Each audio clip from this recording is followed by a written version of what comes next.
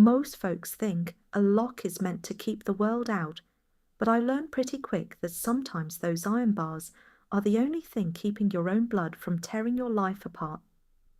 My name is Nate Ellison, and at 34 years old, I've spent way too much time being treated like some ghost in my own family tree. My mother was an absolute pro at making me disappear every single holiday season without ever having to raise her voice or say a single word out loud for most of my life. The 25th of December just meant I was the one missing from the dinner table. Or maybe I would get some cheap gift that looked like it was bought at a gas station on the way over, if they even bothered at all. They always had some smooth excuse ready about how they figured I was too busy with work, or just catching up on sleep, like I had somehow just wandered out of the family photo on my own. Last year was the breaking point for me when I finally quit pretending that their neglect was just some honest mistake.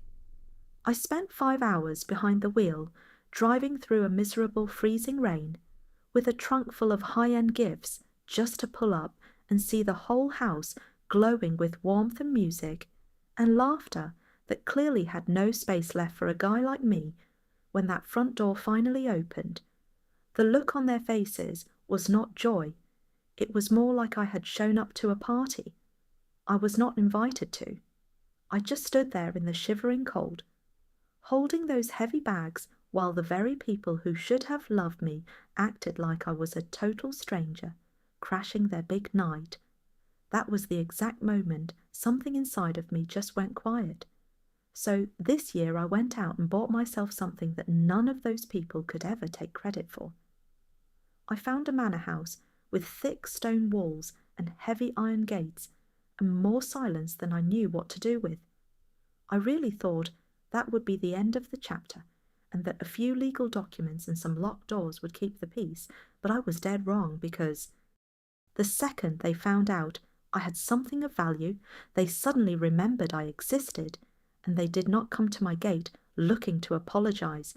They showed up with a locksmith and a story and a plan that would have stripped me bare if I was still the same man they used to step over before I get into how they tracked me down, or why they thought they could just walk in and claim what was mine.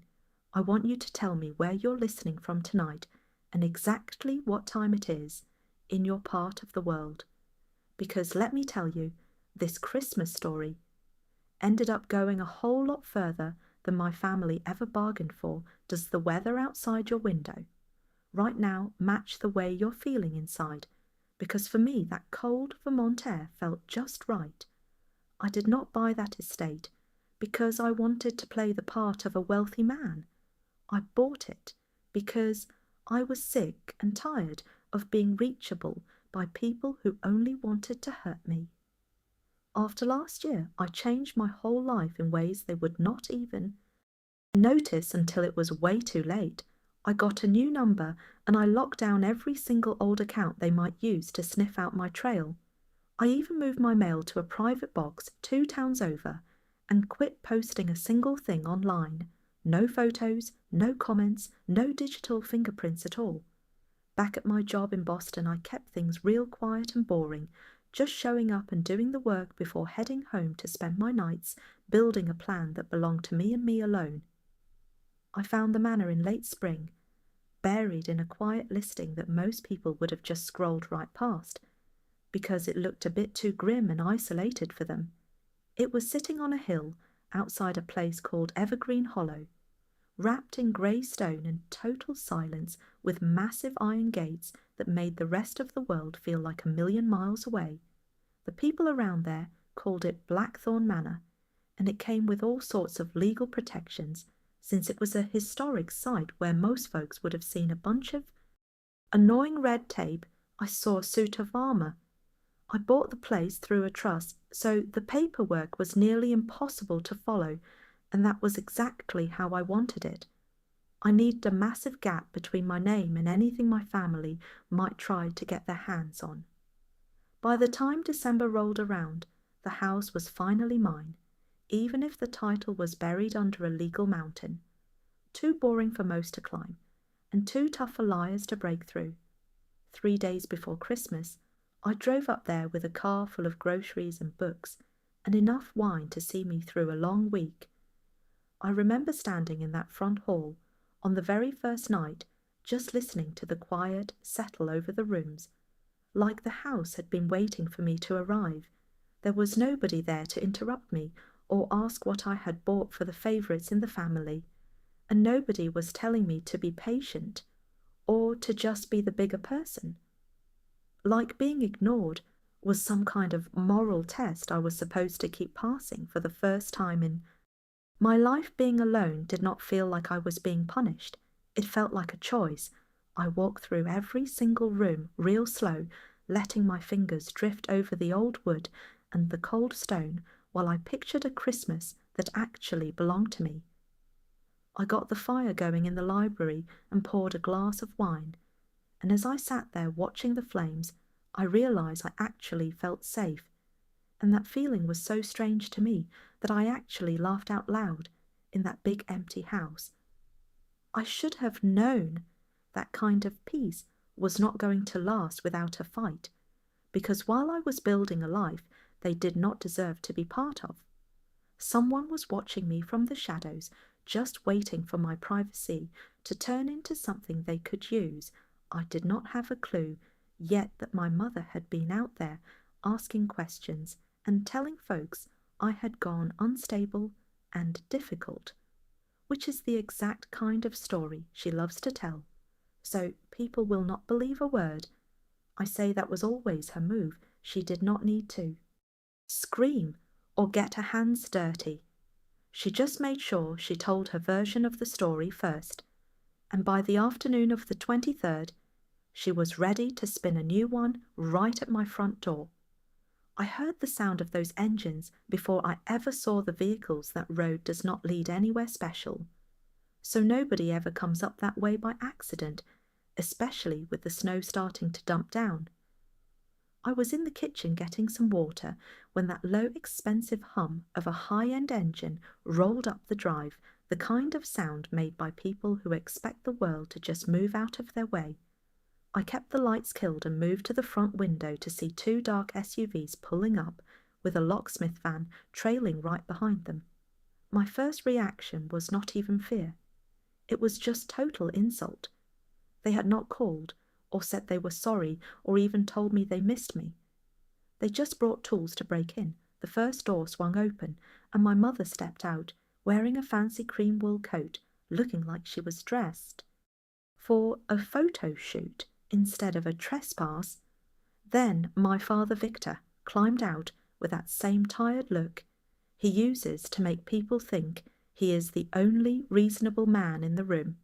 Then Ethan Blake got out of the second rig, talking on his phone while he started unloading display stands and bins like he was showing up for a shift at work.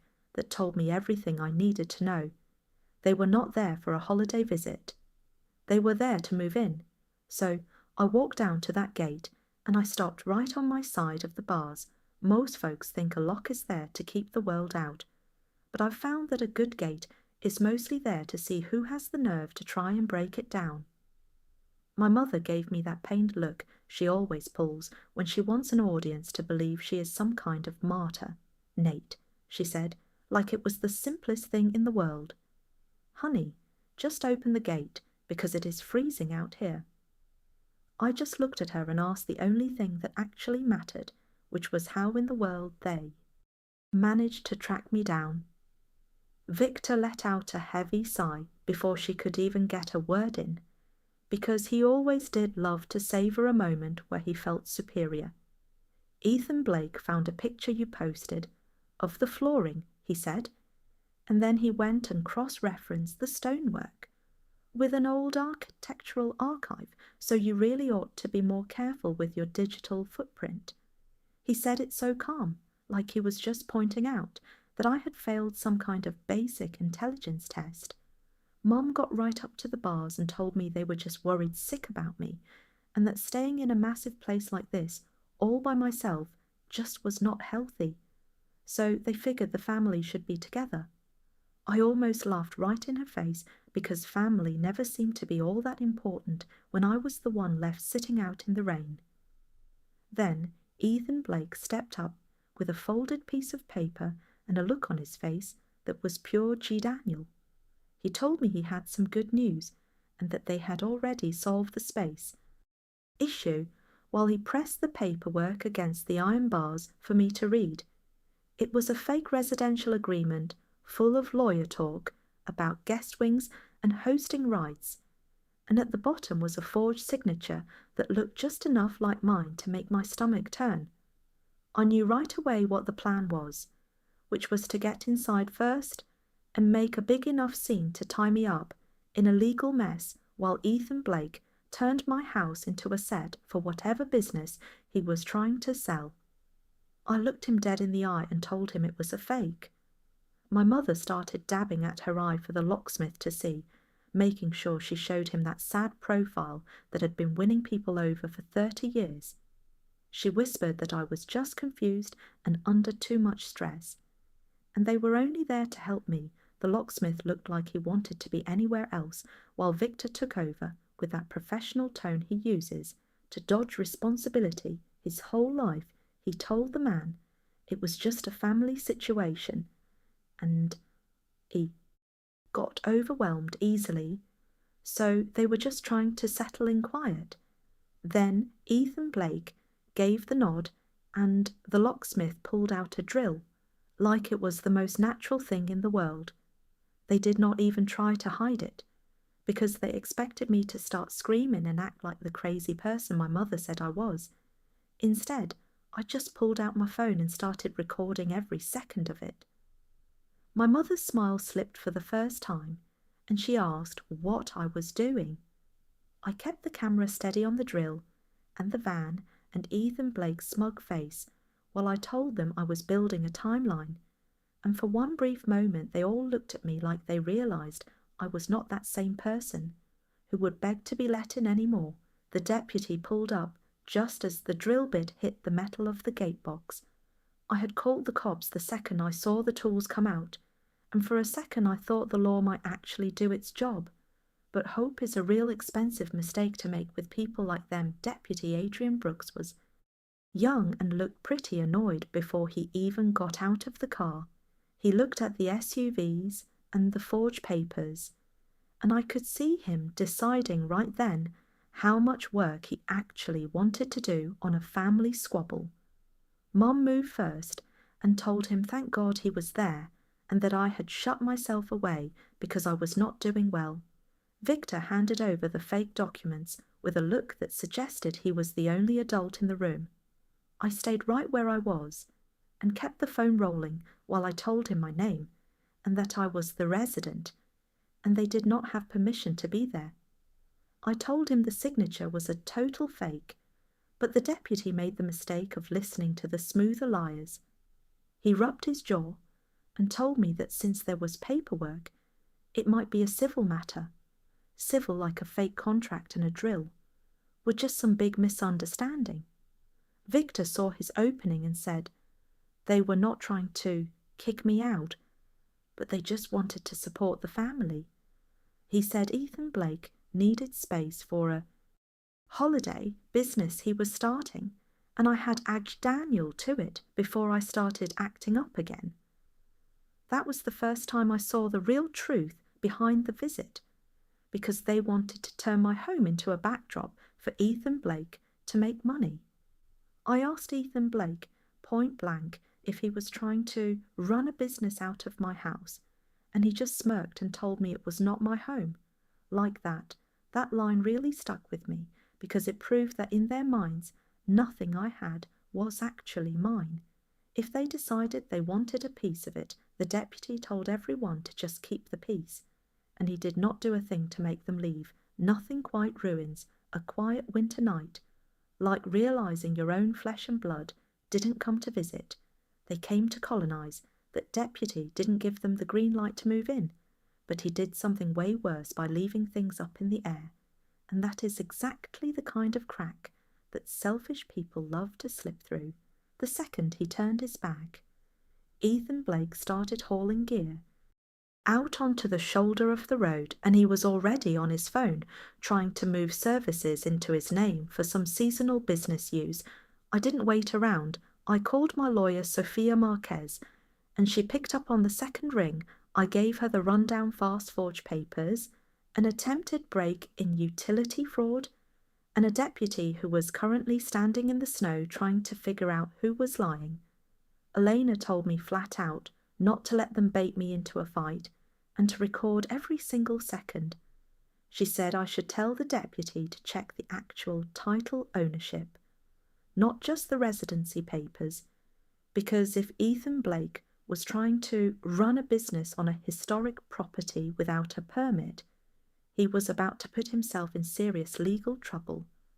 I looked over at my family with all their bins and their fake looks of concern, and for the first time that day, I didn't just feel mad, I felt like I had a plan. They showed up thinking I was just some guy alone in a house, but they had actually walked right into a legal trap involving zoning and title laws they didn't understand a lick of. My mom saw the look on my face change, and she started to frown because she realized her favourite weapon, which was usually my silence, wasn't working anymore. Elena didn't show up in person, but she did something way better by calling that deputy directly and emailing over the certified title papers, while I stood there in the cold watching my family play the victim next to a locksmith van. About 10 minutes later, the whole vibe changed. It didn't happen all at once, but it was like watching ice crack under too much weight. The deputy walked back to the gate with a stiff back and asked Victor to show him that agreement. One more time, then he asked a question my old man was not ready for. He asked why I would sign as the owner when the title was held by the Blackthorn Heritage Residential Trust. Victor just blinked and Ethan Blake stopped dead in his tracks. My mother actually lost her cool for a split second before she managed to glue her mask back on. The deputy spoke with that forced patience you use when you realize someone just tried to feed you a load of garbage. He told them that I was the resident beneficiary and the trustee occupant, and that I didn't hold the title individually like their fake paper claimed, which meant the whole document was trash before they even talked about the signature. Then Elena joined in on the speakerphone, and hearing her tear them apart was pure luxury.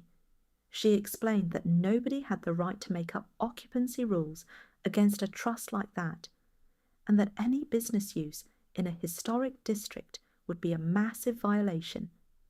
She told him that if Ethan Blake had already tried to mess with the utilities using my private info, it was a whole lot worse than a simple family. Spat, my mother tried to jump in with some nonsense about family love, but Elena cut her off cold, saying that concern does not show up with a power drill for a second. Nobody said a word. Then the deputy finally told them to pack it up and get off the property. Ethan Blake started whining about harassment and how I was ruining his business launch while my father tried one last time to act like a respectable man who wanted to handle things privately. But there was nothing private about it anymore. My phone had it all, the deputy had it all, and so did Elena. My mother leaned in and hissed that I was humiliating them, which almost made me laugh because that word had been a permanent guest at every Christmas dinner since I was a kid. They finally started packing, but they didn't look defeated. They looked like they were just saving up their rage for later. Ethan Blake slammed those bins so hard he cracked one, and Victor kept staring at me like he was trying to memorize the version of me that was actually dangerous. They drove off before the sun went down, and I watched their lights disappear into the trees before I locked that gate and headed inside, feeling bone-tired. I thought I'd won the round, but I was wrong. When I checked my cameras, they were nothing but static. Ethan Blake had messed with the cable junction on his way out and blinded the two cameras that mattered most if they decided to come back after dark. Then the utility company called, asking about a service change I never made. Ethan Blake was already trying to use my social security number and old addresses to hijack the accounts. My skin went cold, in a way the wind couldn't match. I sat in my library that night with my laptop open, and started building the file that would eventually bury them. I froze my credit and documented every single thing they tried to do. I wrote out the whole timeline by hand, because sometimes you have to see your anger in ink to trust it, and somewhere around midnight I realized they didn't come because they loved me. They came because I had finally built a life they couldn't control, and the only way they could handle that was by trying to steal it. That kind of desperation doesn't just go away, it just circles the block. By morning, my mother had already gone public with a Facebook post saying they tried to check on their troubled son only to find me aggressive and hiding in the dark. The comments were full of people praying for them and talking about how I had always been a problem child. Forcing your way into someone's home is one thing, but doing it with your parents watching is a whole other level. I sat there and read every single word she posted without saying a peep back. I just took photos of it all and tucked it away in a folder I called defamation, because that is the big difference between who I used to be and the man sitting in this big house. Now I do not waste my breath arguing over lies anymore. I just keep the receipts around 10 that morning. Ethan Blake tried to pull another fast one by filing for some business permit, using my address and a messed up version of my name.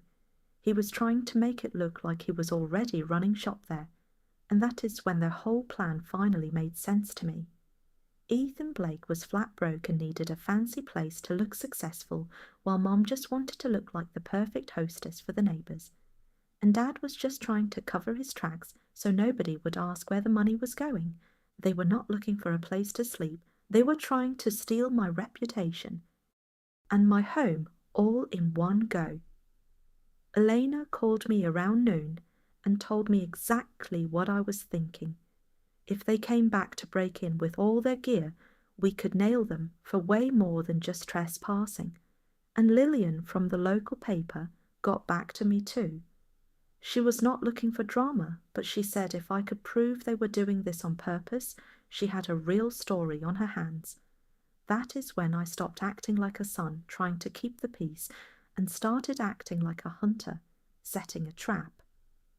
I got a hold of Thomas from the Heritage Society and set up a little open house under the rules for historic homes, which meant I could have plenty of respectable people inside the house without making it look like a party. I did not post anything online. I just invited some locals, a recross my lawyer, and a retired locksmith named Marcus, who knew exactly what a break-in looked like.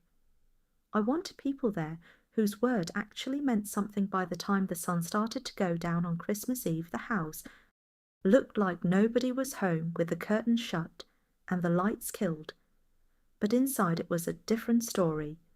We had the lamps turned low, while Thomas and the board members sat there drinking wine and talking about old plaster, like everything was normal.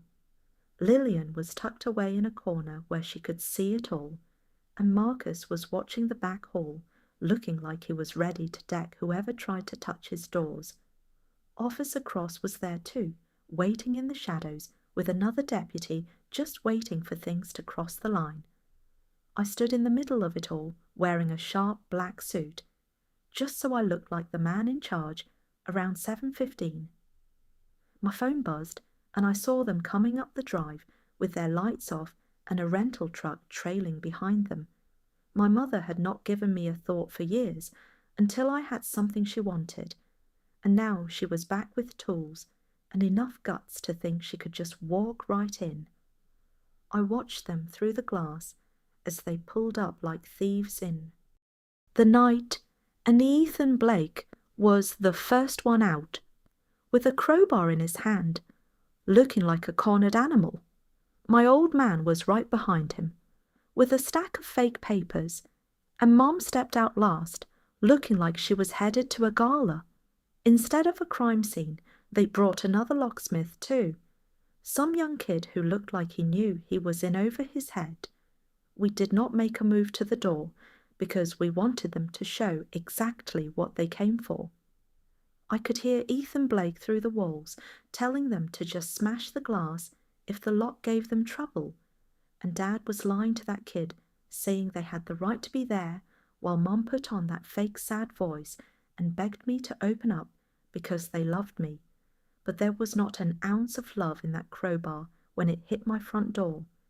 The first hit rang out through the house so loud it made everyone go quiet, and the second one splintered the wood enough to let the cold air in. Then that locksmith started drilling, while Ethan Blake, Pride and Dad shouted orders until the door finally gave way with a crack that sounded like the house itself was screaming. Ethan Blake stumbled inside with that crowbar and a look of pure joy on his face, like he had finally won. But then the lights hit him, not every light, just enough to show them exactly where they were. They were standing in a ruined foyer with broken wood and tools in their hands, while I stood at the bottom of the stairs just watching them.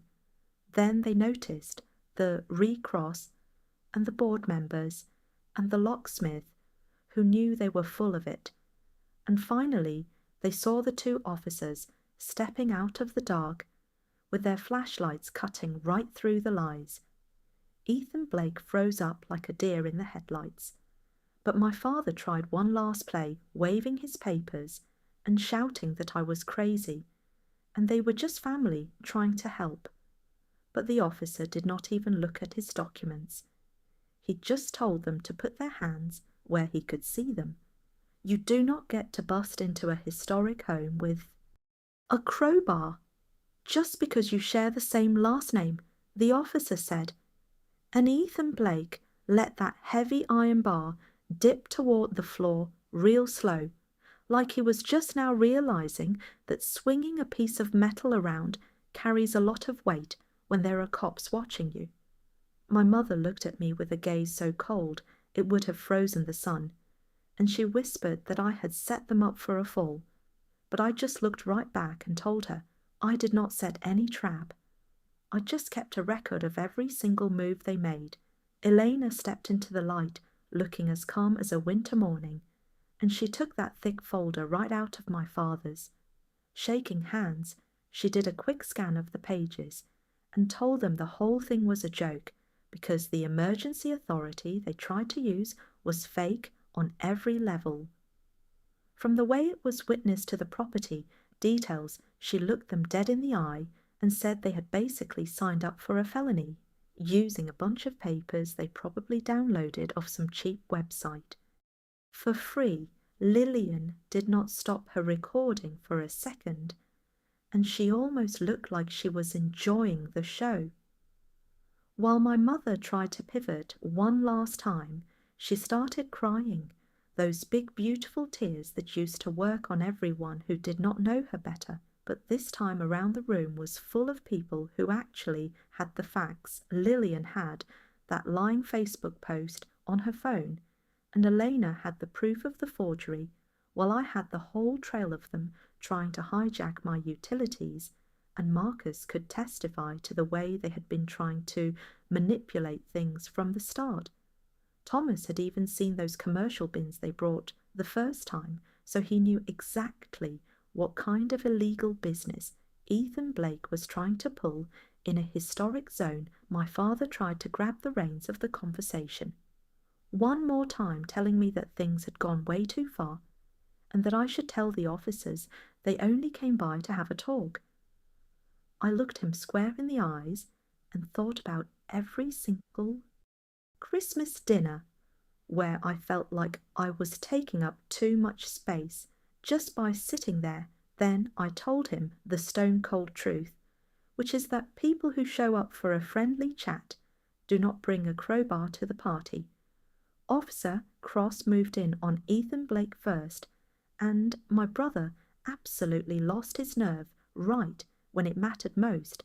He looked like he was going to bolt for the door, but the deputy grabbed him before he could even take 2 steps, and that crowbar hit the marble floor with a loud ring that made my mother gasp out loud.